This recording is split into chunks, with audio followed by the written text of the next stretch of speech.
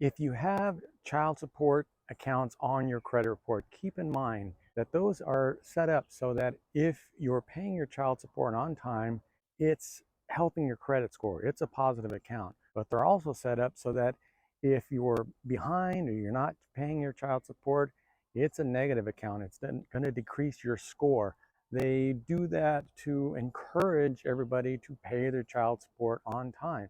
And also keep in mind that almost every county that places child support accounts on credit reports, they're very diligent about keeping them on there. I've got almost no credit repair tricks to delete a child support account or delete the negative payment history. So if you have a negative child support account, you're going to have to do what you can to either get caught up or get with the child service department of that county to at least reset the payment so that it's no longer a negative status. If you have any child support issues on your credit report, or you have any other credit report issues, you need a credit score increase, contact me.